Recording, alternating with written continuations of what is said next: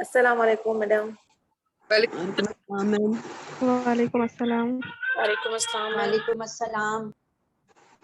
Okay, so today I am going to talk about clinical audit, and I do know and understand that it is a component we are not used to doing it, and that is why we have a little difficulty. So I am today going to try to make a very simple introduction about clinical audit, and we will be talking about the components of the clinical audit, how it is conducted, what are the benefits, and how you can implement a clinical audit in your practice. And I know that the foremost important thing for you is that how to pass the talk station if you get a question on clinical audit. So am I right on that?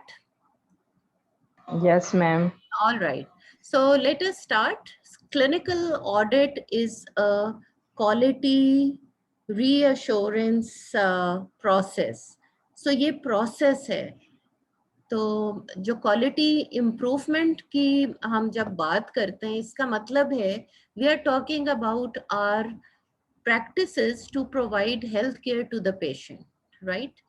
Now, this quality improvement, it comes through a method, a organized, systematic way how we can improve the quality. And it is to review what the care we are giving to the patient.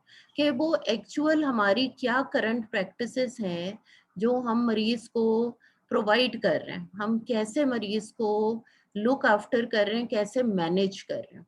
So, लेकिन the question remains कि are we following the standard practices जो बने हुए हैं सारे standards, जो जितने भी SOPs हैं, for example जो guidelines में, for example जो WHO ने किया हुआ है, अगर तो हमारी practices उसके according हैं तो we are doing a good job, but how will we know that we are providing the quality services?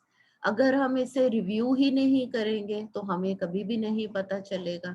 So that is the point two conduct a audit, यानी कि जो सेट स्टैंडर्ड्स हैं उनके against हम अपनी practices को major करें और फिर अगर कोई हम चेंज लाना चाहते हैं तो हम वो चेंज ले आए ताकि हमारी क्वालिटी इम्प्रूव हो जाए. Right, so let's move on. Next slide.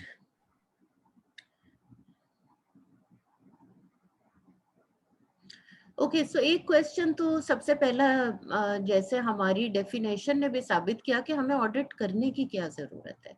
तो जिस तरह कोई भी गवर्नमेंट को रन किया जाता है, क्लिनिकल मैनेजमेंट को भी रन किया जाता है, and that is called clinical governance. So clinical governance के if you will look up into the literature there are 7 pillars. इसमें एडमिनिस्ट्रेशन है, इसमें स्टाफ है, इसमें SOPs हैं, लेकिन उसमें एक पॉइंट जो है वो क्लिनिकल ऑडिट है. So clinical audit is a part of clinical governance. So जब भी हमने बेटर गवर्नेंस करनी है तो इसका मतलब है कि वी आर ट्राइंग कि हमारी जो ऑर्गेनाइजेशन है, हमारा इंस्टीट्यूट है, वो उसको कोई एडवांटेज हो. सो ऑडिट का पहला मकसद क्या है कि it will provide some degree of advantage to the institution. It identifies what are the standards that are there for that management. क्या हम उन स्टैंडर्ड्स को मीट कर रहे हैं, और हम उन स्टैंडर्ड्स की जो बेसिस है वो रिसर्च के साथ एविडेंस बेस्ड है, यानी कि हमारे पास वो स्टैंडर्ड्स अब आ चुके हैं, हमने एक्वायर कर लिए हुए हैं. और अगर हमारे पास वो स्टैंडर्ड्स नहीं है, हम उन पे काम नहीं कर रहे उनके मुताबिक, तो वी कैन डेवलप दो standards. It will form the basis of developing any standards.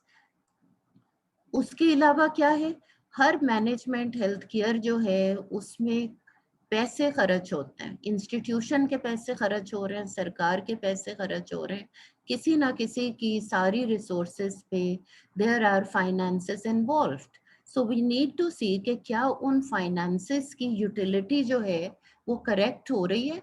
ऐसे तो नहीं है कि हम रिसोर्सेज को वेस्ट कर रहे हैं. आफ्टर इम्प्लीमेंटिंग दोज रिसोर्सेज उस सर्विस की इफेक्टिवनेस कैसी है, राइट? तो ये इसके बेनिफिट्स है। Next please. So एक बड़ा question that you might be asked that is audit और research? The answer is no. And why we say no कि ये क्यों नहीं रिसर्च है? क्योंकि रिसर्च जो है वो सीख करती है कोई नॉलेज गैप, कोई चीज हम ढूंढ रहे हैं। फॉर एग्जाम्पल कोई पर्टिकुलर ड्रग का क्या इफेक्ट होगा मरीज पे। लेकिन ऑडिट क्या है? ऑडिट का मतलब है कि जो ऑलरेडी रिसर्च ने साबित कर दिया है, जो बेस्ट प्रैक्टिसेस एग्रीड अपॉन हैं, जैसे गाइडलाइंस हैं, उनके मुताबिक क्या हम अपनी सर्विसेज प्रोवाइड कर रहे हैं। ये डिफरेंस है बेसिकली रिसर्च में और ऑडिट में। तो ऑडिट का मतलब है कि हम अपनी प्रैक्टिस की कंपैरिजन कर रहे हैं against the standard pre determined standards. तो रिसर्च ने अभी चीजों को ढूंढना है, तो ऑडिट जो है वो डिटर्मिन की हुई कंक्लूडेड सारे एसओपीज के मुताबिक हम अपनी प्रैक्टिसेस को कंपेयर करेंगे। रिसर्च रिसर्चर करता है, ऑडिट जो है वो ऑडिटर करेगा। रिसर्च की और ट्रेनिंग है, ऑडिट के जो people who are conducting the audit उनकी ट्रेनिंग कोई और है, right? So let's move on, हम आगे चल के देखते हैं तो थोड़ी सी बातें क्लियर हो जाएगी। So clinical audit is always in a cycle, and you know what we mean by a cycle, कि एक साइकिल के डिफरेंट कंपोनेंट्स होते हैं और वो एक दूसरे को अलाइन करते चले जाते हैं, one will lead into another. So if we can have the next slide, please. So you see that it is circular, it is cyclical, and one component जो दूसरे के अंदर run into कर रहे हैं, आप उसको दोबारा भी शुरू कर सकते हैं। तो अगर हम ऑडिट की साइकिल को देखें तो ये कुछ इसके कंपोनेंट्स हैं जिन्हें हम अभी डिटेल में करेंगे, but just have a look that to start with there is a topic. Topic का मतलब क्या है? टॉपिक का मतलब है what is the problem in asking. अभी हम इसके एग्जांपल्स करेंगे तो आपको क्लियर हो जाएगा। सो पहला कंपोनेंट है ऑडिट की साइकिल का that you set criteria and you defined standards. Number 2 क्या है? आप डेटा कलेक्ट करें अपनी बोर्ड का, इंस्टीट्यूशन का, और for the question in asking. Then you compare the data, जो आपका डाटा है उसको आप स्टैंडर्ड से कंपेयर करेंगे, जो भी आपके रिजल्ट्स आते हैं, एंड देन आप उनका एनालिसिस करेंगे अपने डेटा का और रिजल्ट का, और आप सजेस्ट करेंगे, रिकमेंड करेंगे what are the changes which will achieve the standard or the proposed standards of that particular care, and फिर आप ऑडिट को रिपीट करेंगे। तो ये कंपोनेंट्स हैं। लेट्स मूव ऑन ताकि हम एक एक चीज को वाजे करते चले जाएं।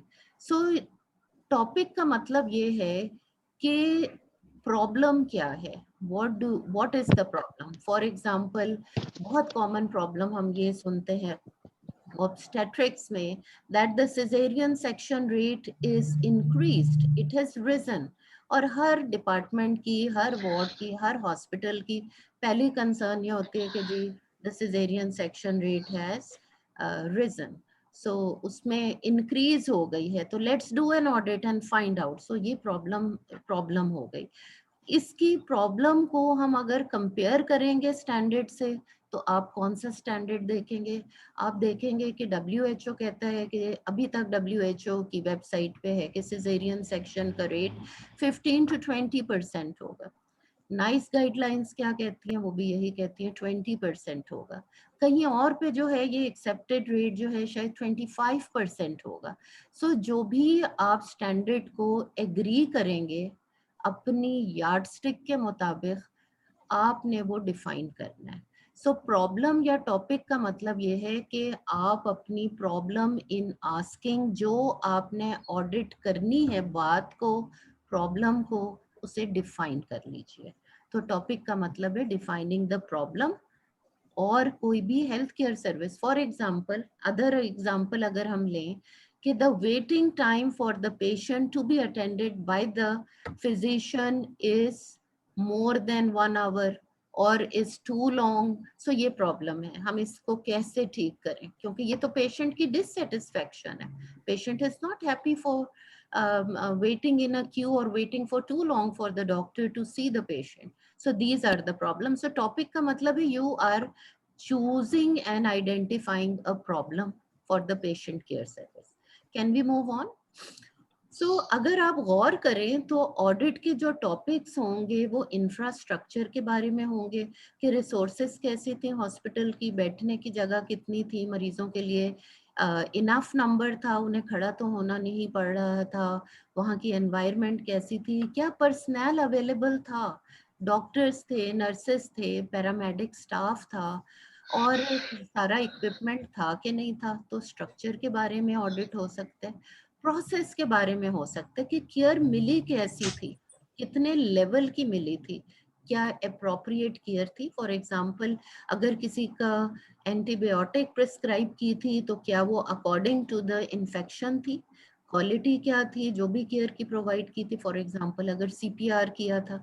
एंड फाइनली आउटकम के बारे में भी आप ऑडिट कर सकते हैं. फॉर एग्जांपल कि जो भी आपने केयर दी, जो भी इंटरवेंशन की, was the patient satisfied? Because in the end patient ठीक हो जाए, पेशेंट की हीलिंग हो जाए, पेशेंट की पेन रिलीव हो जाए और पेशेंट सेटिस्फाई हो, ये आपका आउटकम है. So these are the usual audit topics. Can we move on please? So now अगर हम ये देखें कि जब हमारा टॉपिक डिफाइन हो जाता है ऑडिट का, next thing is that you need to set up criteria and look up for the standards. Now criteria का मतलब ये होता है कि आप अपनी स्टेटमेंट्स को फ्रेम करें, ऑब्जेक्टिव्स बनाएं. सो क्राइटेरिया का मतलब ये है कि जो भी क्वेश्चंस आपने पोस्ट करने हैं ऑडिट के लिए, उनकी स्टेटमेंट्स बना लीजिए. और जैसे आपने पढ़ा हुआ है कि जब हम कोई स्टेटमेंट ऐसी बनाते हैं जिसे हमने टेस्ट करना है, उनको आप ऑब्जेक्टिव्स भी कह सकते हैं. They have to be very smart. इसका एग्जांपल हम अभी आपको देंगे. स्मार्ट का मतलब होता है कि they are specific and measurable and time bound. इसकी अभी हम एक एग्जांपल करेंगे. और इस प्रॉब्लम के जो क्राइटेरिया आपने स्टेटमेंट्स बनाई है, फिर ऑडिट टीम उसके बारे में स्टैंडर्ड्स पढ़ेगी सारे बैठ के. सो ऑडिट टीम का जो अगला काम है वो ये है कि उसने सारे स्टैंडर्ड्स जितने एग्जिस्ट करते हैं उनको पढ़ ले और एग्री करना है, क्योंकि उसी के मुताबिक हमने अपनी करंट प्रैक्टिसेस को मेजर करना है. Can we move on please? Okay. So जाहिरी बात है कि audit you can't do it alone as an individual, you need to have a team.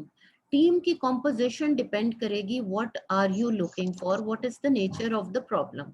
So audit is always conducted by a team. इसके बहुत सारे benefits होते हैं. Team की composition can be some expert analyst जो audit कर चुके हुए हैं, can be someone in training, and are people who are the real stakeholders. For example doctors हैं या कोई नर्सेज हैं या एडमिन के पीपल हैं. So they make the audit team. So audit team के अकेले आप क्यों नहीं करते? पीपल विल नॉट एग्री कि आप अकेले कैसे ऑडिट करने आ गए. पीपल में शो हॉस्टिलिटी और वो आपसे एग्री भी हो सकते हैं ना करें. So the team work is a better work and the team is given the authority by the administration or by the department. So everybody will respect the team and they will support and help the team. So that is why audit team is mandatory. So जब standards आप देखेंगे, चाहे आप WHO के कोई standards देखें, चाहे आप नाइस गाइडलाइंस के देखें, आप किसी भी गाइडलाइंस को देखें, the audit team will have to agree upon the proposed standards जो भी आपने अपनी प्रैक्टिस में कंपैरिजन के लिए रखने हैं. Next slide please. सो जैसे मैंने आपको कहा था कि जो भी आप ऑब्जेक्टिव या क्लियर स्टेटमेंट्स प्रॉब्लम की बनाएंगे, they have to be smart. ये लफ्ज आपने पहले भी सुना होगा अगर आपने ऑब्जेक्टिव्स को कभी भी फ्रेम करने के लिए किसी भी प्रोजेक्ट में काम किया हो.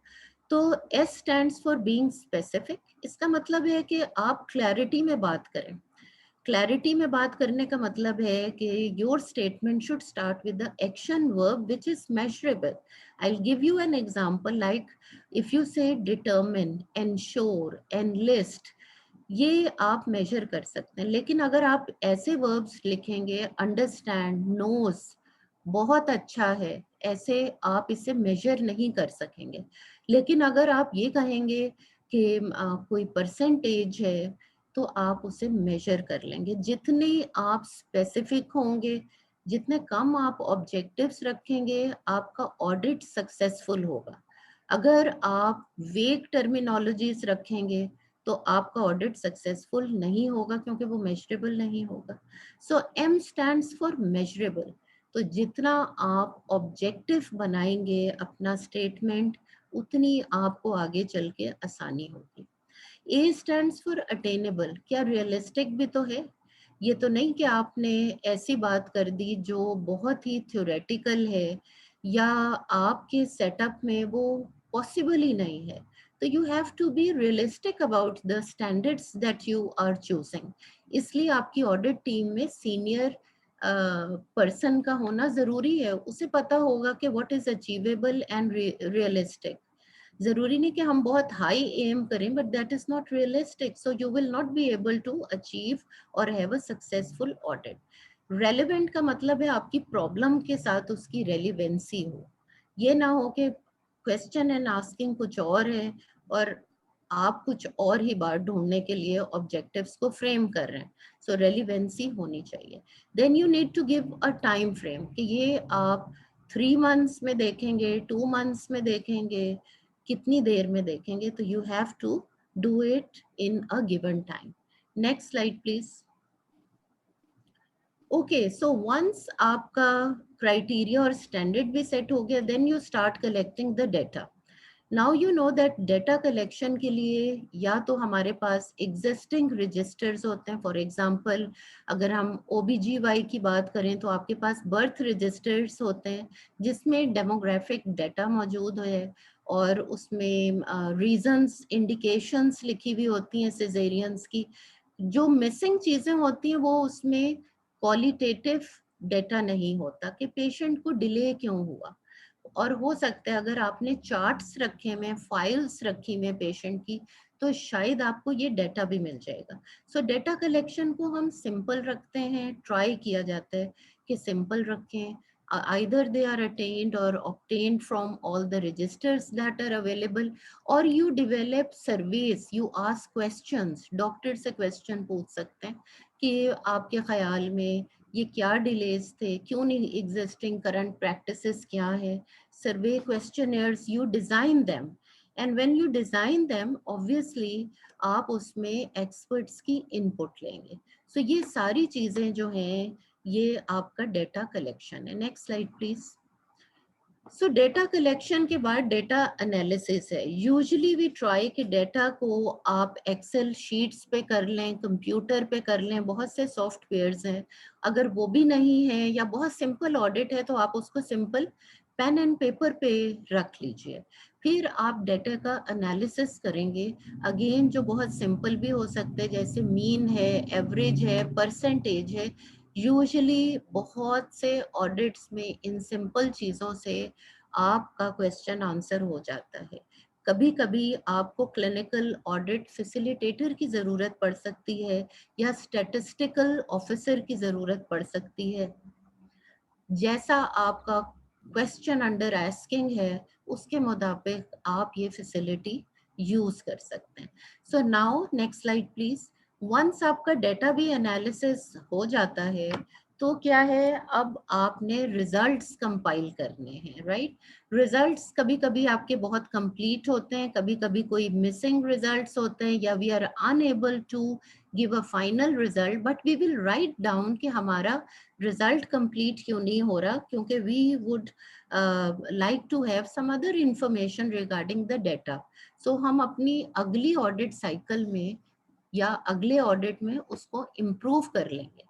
सो बेसिकली एनालिसिस स्टेज का मतलब है कि now you have collected the data and you are going to compare कि जितनी भी percentage आपकी थी वो existing standard से कितनी नीचे है या उसके बराबर है. Maybe you are doing a good job and you will have a good audit then. और कहाँ पे इम्प्रूवमेंट की जरूरत है. Next slide please. तो अगर आप देखें थ्योरी में कि अगर तो आपका स्टैंडर्ड 100% नहीं अचीव हुआ तो इसका मतलब है उस एरिया में आपने इम्प्रूवमेंट करनी है. और जहाँ पर नहीं हुआ वहां पर आपको पता है कि यही आपकी प्रायोरिटी टारगेट होगी एक्शन की, कि मेरा ये क्यों नहीं 100% है ये वाला टारगेट. तो this is the area you need to improve on that. And जहाँ पे you are close to 100% it means that is acceptable. If you are dealing with an objective जहाँ पे मरीज की लाइफ एंड डेथ का मसला है, वहां पर आपको 100% ही रखना है स्टैंडर्ड से अपनी करंट प्रैक्टिस को कंपेयर करने. वहां पर it can not be less than 100%. You do understand कि when we are dealing with the life and death of the mother और द बेबी और द पेशेंट, देन वहां पे 100% है कि कितनी जल्दी केयर मरीज जब आपकी फैसिलिटी में दाखिल हो गया तो what is the time taken. अगर इसमें बहुत ज्यादा डिले है तो that is not acceptable. That has to be according to the standard. अगर स्टैंडर्ड कहता है कि 10 मिनट के अंदर मरीज की सारे वाइटल्स और मरीज की सारी लैब्स आपने भेजनी है हाईली क्रिटिकल मरीज में, तो it has to be 10 minutes, right. So let's move on. Now, when you have, like, say, compared your results with the standards, then you come to the point that you need to discuss these results with your team. अगर आपने ये usually institutional होता है audit आपके department का है, तो you will make arrange your meeting जिसमें आप ये सारे results जो हैं वो स्टेक होल्डर से डिस्कस करेंगे, डॉक्टर से, नर्सेस से, एडमिनिस्ट्रेटर से, जो भी important people of that audit हैं. You will discuss the results and you will see what were the standards and why they were not met, what were the reasons, what needs to be done about it. आप क्या कर सकते हैं, what are the solutions. And क्या ऐसा तो नहीं कि हमने स्टैंडर्ड ही बहुत हाई लेवल का ले लिया था जो हमारे सेटअप में एप्लीकेबल ही नहीं है.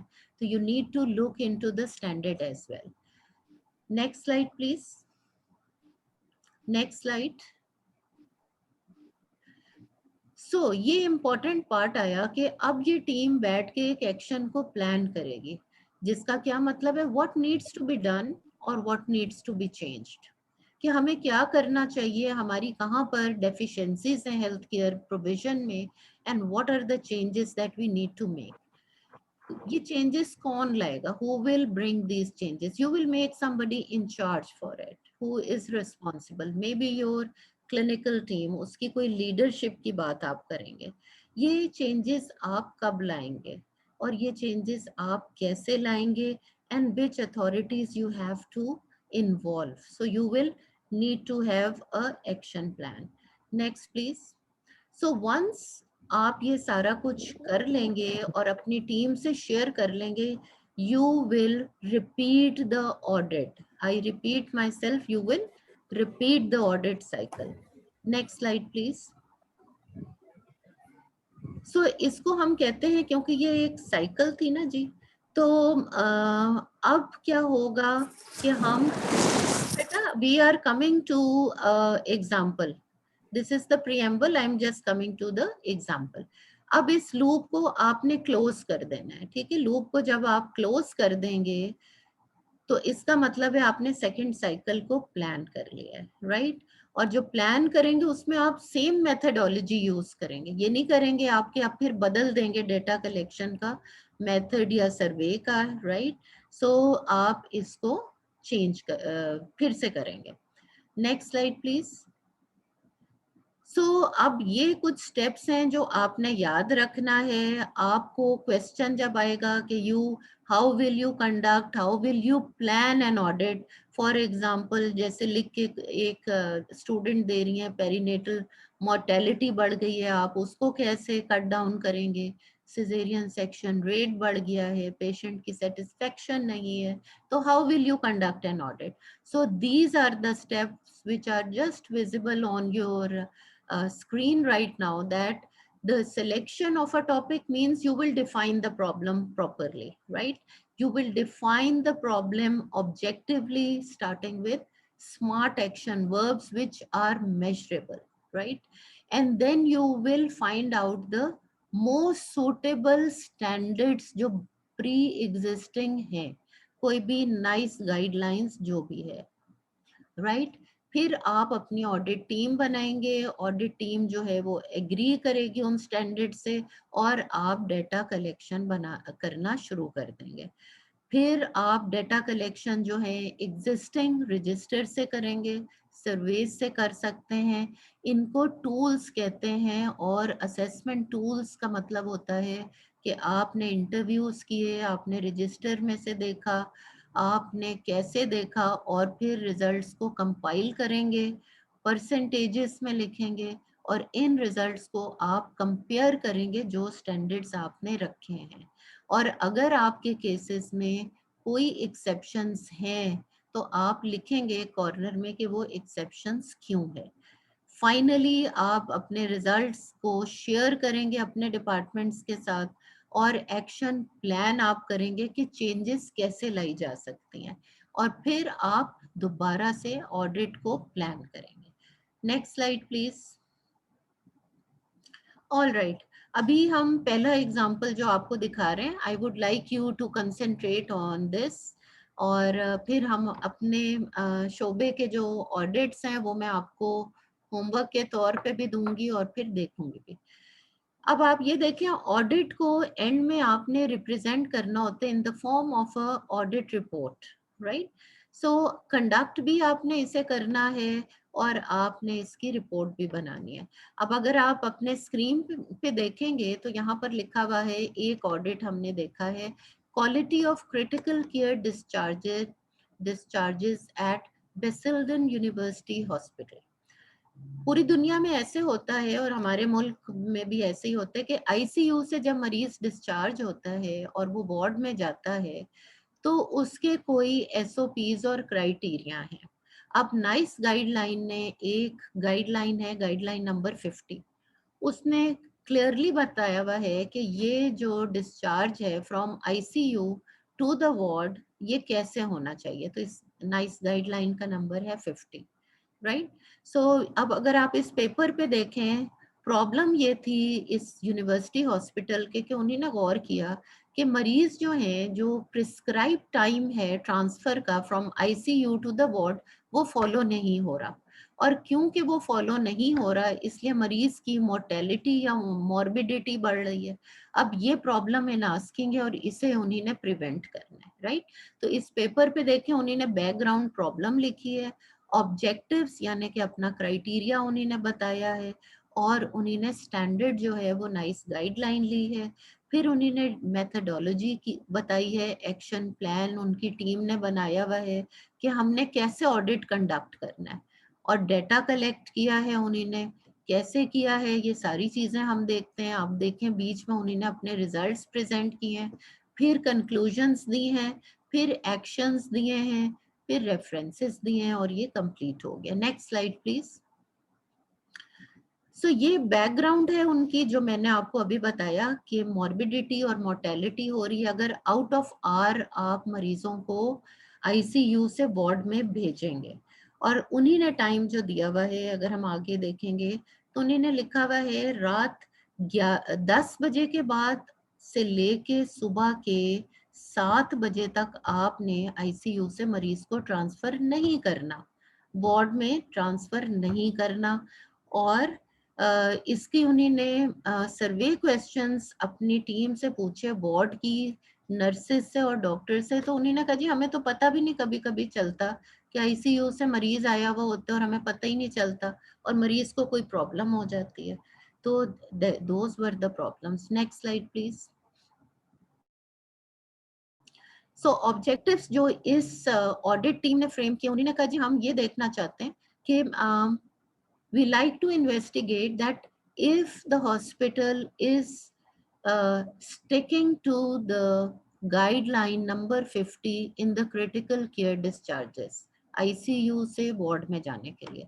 और उन्हीं ने ऑब्जेक्टिव दूसरा क्या रखा कि they would like to develop local guidelines and educate their members of the staff to improve the patient safety, right.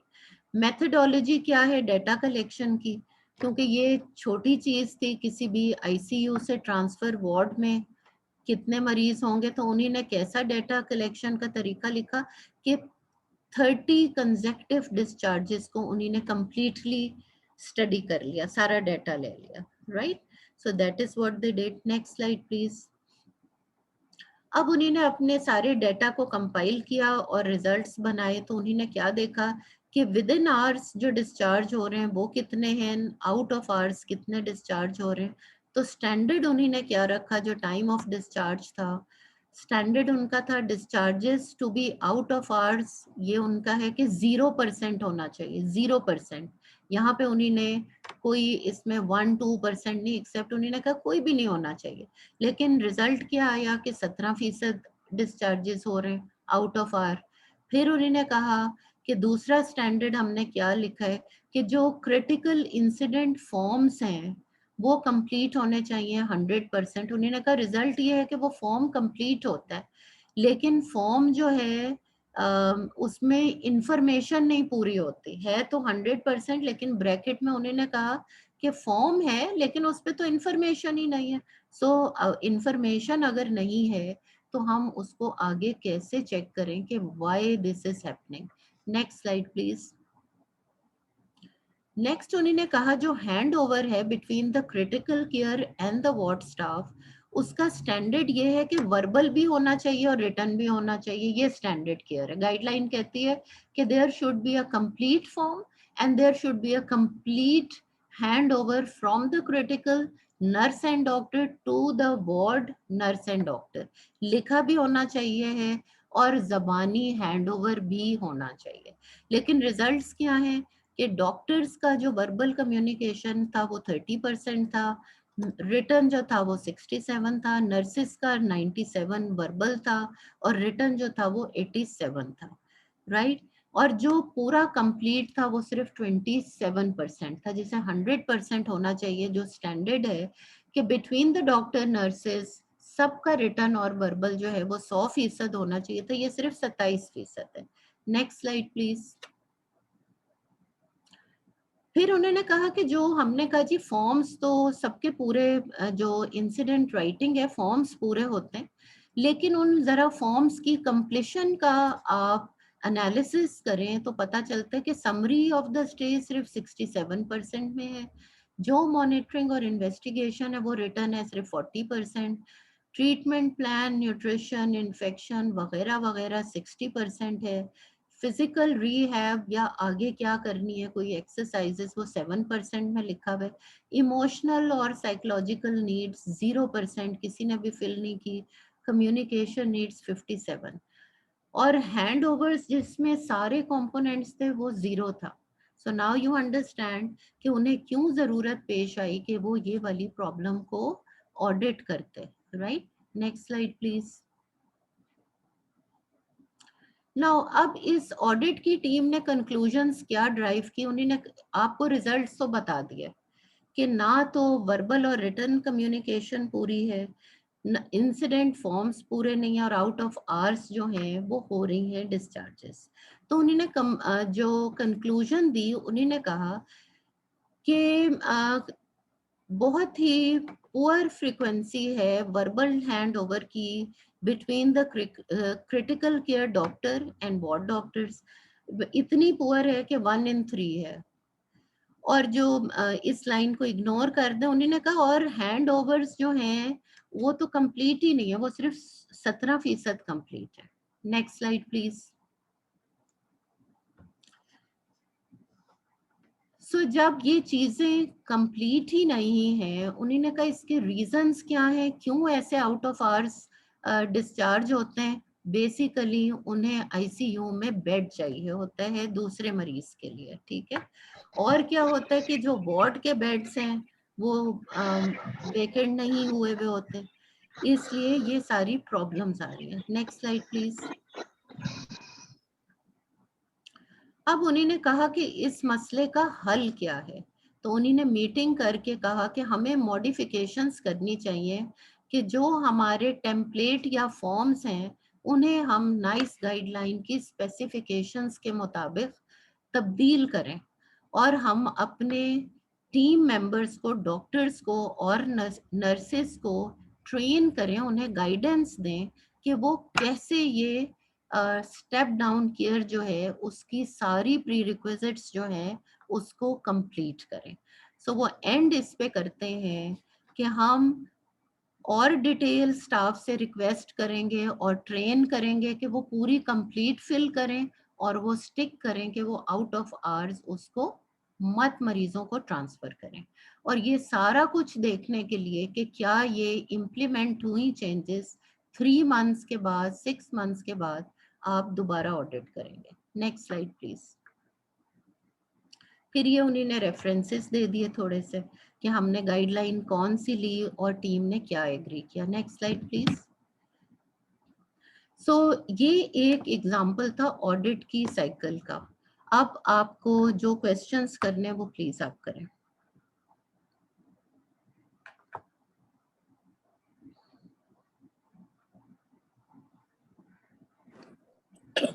नुदरत, Ma'am, how to present? Ma'am, how to present it? Sir बोलने दें पहले। नुदरत, तुम, मेरी आवाज आ रही है तुम्हें? यस सर, आ रही है।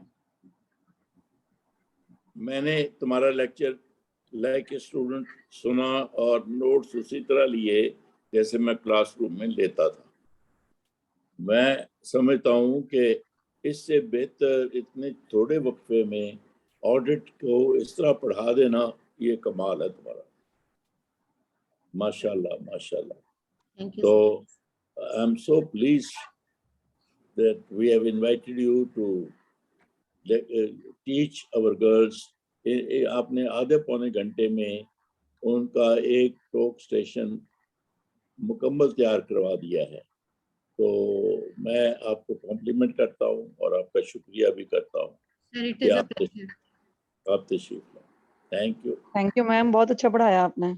बहुत शुक्रिया। So if we have time, please ask questions. I think there was a question, please. Ma'am, how to present it?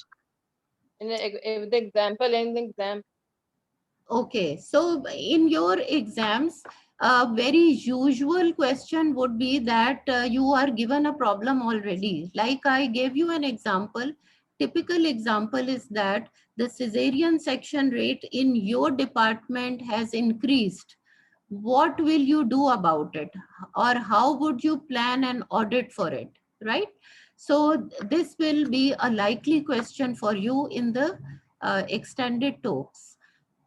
The steps that I have told you, the cycle that I have narrated to you, this slide, I will give it to Mr. Imran Shafi. You will have this PowerPoint presentation. So you can revisit the slide, and इसमें जितनी भी stages और components हैं उनके बारे में अब आपको पता है. You present in a manner that you know that what are the existing standards के सिजेरियन सेक्शन रेट कितना होना चाहिए, और आप अपने डिपार्टमेंट का रेट देखेंगी कि मेरे डिपार्टमेंट में सिजेरियन सेक्शन की क्या परसेंटेज है। आई एम वेरी श्योर कोई भी टीचिंग डिपार्टमेंट में 15 या 20% नहीं होता। उसके सिंपल रीजंस होते हैं कि आपके पास रेफरल आता है, पेरीफ्री से आता है, आपके पास ऑलरेडी कॉम्प्रोमाइज्ड मदर और बेबी आता है, and you are forced into doing a cesarean section for the betterment or for the safety of the child and the mother. ये हमें थोड़ी सी बैकग्राउंड पता है कि टर्शरी केयर हॉस्पिटल्स में क्या है। Nevertheless, we strive and we try कि हम फिर भी इस रेट को नीचे ले आए। We all know that we are using the Robson classification of the 10 groups, कि अगर हम उन ग्रुप्स में सिजेरियन सेक्शन का रेट कम करना शुरू कर दें या इनिशियल सिजेरियन रेट को हम थोड़ा सा कर्टेल कर लें तो चीजें बेहतर होने लगेंगी। तो नाउ इस क्वेश्चन के लिए सबसे पहले आप क्या करेंगी, आप ऑब्जेक्टिवली, मैंने आपको एक पेपर भी दिखाया जो इस हॉस्पिटल का था कि you need to present it in a written report form जिसके ये सारे कंपोनेंट्स होने चाहिए। यू डिफाइन योर टॉपिक और the problem in a measurable way, आप उसको टाइम बाउंड करें, फिर आप डेटा जो है वो कलेक्ट करें। डेटा कलेक्ट करने के लिए हमने आपको तरीके बताए हैं, इसके लिए कोई बहुत कॉम्प्लेक्स तरीके मत ढूंढिए, सिंपल तरीके देखें। जो आपके बर्थ रजिस्टर्स हैं, जो लोग हैं वहाँ पर, नर्सेस, डॉक्टर्स, लेबर रूम की जो टीम्स हैं, उनसे पूछें, अपने सर्वे क्वेश्चनर्स डेवलप करें, the experts can help you in developing that. फिर आप अपने रिजल्ट्स निकालिए कि किस ग्रुप में या किस इंडिकेशन के लिए कितने सिजेरियंस हो रहे हैं, उसकी परसेंटेज कैलकुलेट करें, राइट। और फिर आप दुनिया में जो स्टैंडर्ड्स हैं उनसे उन परसेंटेजेस को कंपेयर करें और फिर एक नतीजा अखज़ करें जिसे हम कहते हैं एनालिसिस ऑफ द डेटा। अब उस एनालिसिस की लाइट में आपने सजेशंस, रिकमेंडेशंस या प्लान बनाना है कि अगर प्राइमी ग्रेविडा आ रही है तो आप उसका सिजेरियन क्यों कर रहे हैं और कैसे आप उस रेट को कम कर देंगे। क्या आप ट्रायल ऑफ लेबर दे रहे हैं, व्हाट इज गोइंग ऑन। सो ये आपकी अब रिकमेंडेशंस आना शुरू हो जाती हैं। Nevertheless, you will always keep in your mind that you are not going to compromise the health or the safety of the baby and the mother. ये आपका प्राइम एक ऑब्जेक्टिव रहेगा।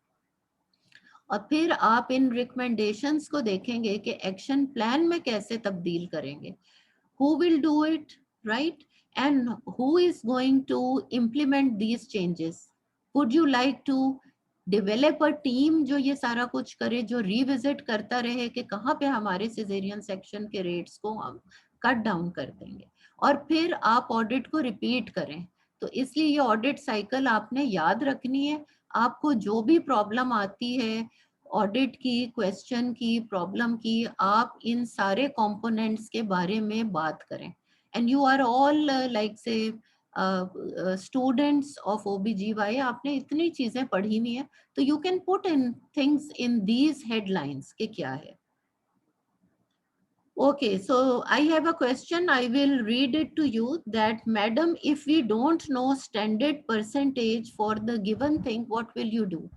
So the answer is that you cannot run an audit unless के आपके पास standards ना हो।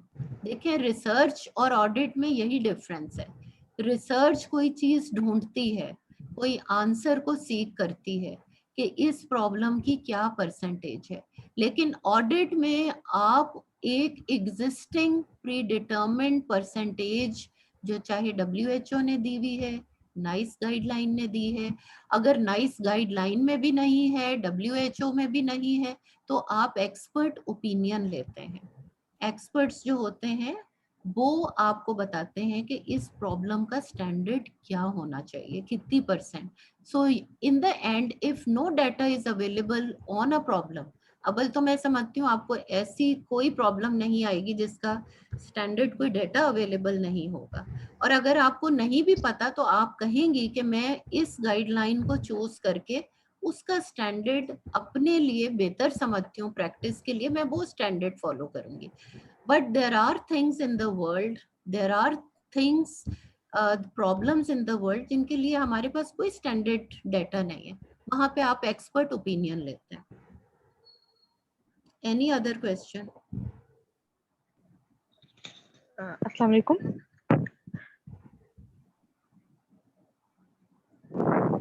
Hello जी बेटा, any question? Ma'am, research article को रीड करने का तरीका बताएंगे? फिर से रिपीट करें, रिसर्च क्या? मैम, रिसर्च आर्टिकल्स का critical appraisal. Critical appraisal of an article करवा सकती हैं, कमिंग टाइम में करवा सकते हैं। अभी फॉरन एक उसका भी एक तरीका होता है, आई वुड लाइक कि हम उसको एक मेथडोलॉजी से कर लें तो बेहतर है। नुदरत, मैं तुम्हें इंटरप्ट कर रहा हूँ। इनसे ही कहिए कि अगली क्लास में मैं ढूंढ रहा हूँ जो रिसर्च पेपर को किस तरह रिव्यू करना है, वो आपकी तरह क्लास लेगा। तो इसलिए आज की क्लास में आपने ऑडिट बड़ा अच्छा पढ़ाया है, इसी पे कंसंट्रेट करें। इसके मतलब सवाल पूछ सर अगली कमिंग संडे तो हमारी मेरे ख्याल में नहीं, सीपीएसई संडे नहीं, वेंसडे को। वेंसडे सर हफ्ते में 2 क्लासेस होती हैं, एक वेंसडे को, एक संडे को। तो अगले वेंसडे को कर लेंगे सर दिस कमिंग वेंसडे परसों जी। चलें सर, मैं जरूर कर दूंगी sir. Right sir. Once again thank you. फिर आप Thank you, वेंसडे ma'am. को Jazakallah. एक so मिनट, much, ma'am. आप मुझे बोले, Thank you, ma'am. आप वेंसडे को आप फिर रिसर्च पेपर की रिव्यू पे क्लास लेंगी नुसरत, ये ठीक है? जी sir, thank thank you very much sir. हम तो ढूंढ के थक गए, पता चला बच्चा बगल में है। तो pleasure sir, sir my pleasure. Thank you, great. मैं तो Thank पहली दफा तुम्हारा कोई लेक्चर सुना, is great, thank you. Thank you so much sir. I'm honored sir. It's my pleasure. It's an honor for me sir. बहुत शुक्रिया sir.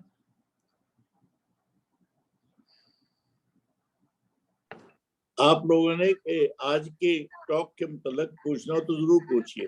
Research अब वेंसडे को कर ले।